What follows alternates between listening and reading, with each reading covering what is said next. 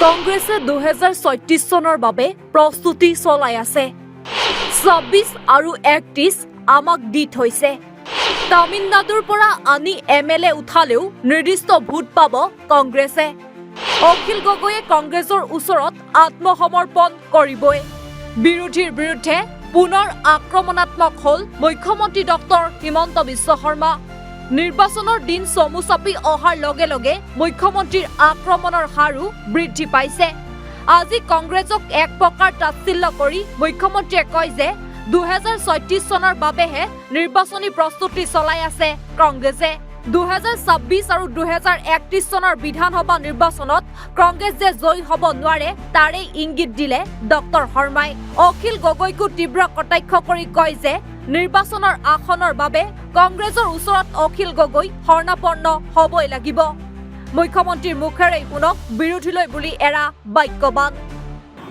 কংগ্ৰেছে 2036 চনৰ কাৰণে প্ৰস্তুতি চলাই আছে। 2036ত যাতে কংগ্ৰেছ চৰকাৰ হ'ব পাৰে তেওঁলোকে তাৰ প্ৰচেষ্টাত আছে। 26 আৰু 31 আমাক অলৰেডি দি থৈ দিছে। সেইটো কাৰণে মই নাভাবোঁ যে আজিও ক'ৰবাত কংগ্ৰেছৰ প্ৰস্তুতি আছে, মই তেনেকৈ নাভাবোঁ। এটা ভোট বেংক নিশ্চিতভাৱে আছে।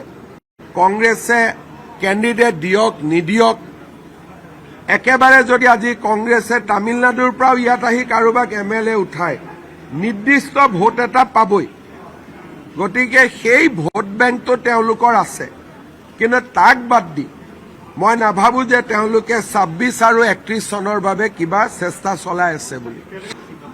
অখিল গগৈ নিজৰ ছিটটো জিকিব লাগে। সেইকাৰণে অখিল গগৈয়ে এটা সময়ত কংগ্ৰেছৰ ওচৰত আত্মসমৰ্পণ কৰিবই। এটা ছিটেই দিব কংগ্ৰেছে আৰু মৰম কৰি ক'ৰবাত হাৰা দুটা ছিট এটা দিব পাৰে। অখিল গগৈয়ে যিমান কৈ আছে তেওঁ সিমান কৰিব নোৱাৰে। সদায়তো ডেটে দি থাকে, 1 জানুৱাৰীৰ পৰা আৰম্ভ কৰিম, 1 ডিচেম্বৰৰ পৰা আৰম্ভ কৰিম। অখিল গগৈ বৰ্তমান ফেচবুক কৰে আৰু ফেচবুকত তেওঁৰ বিৰুদ্ধে কোনোবাই কমেণ্ট দিলে সেই মানুহকেইটাৰ লগত ডিজিটেলি তেওঁ কাজিয়া পেচাল কৰে।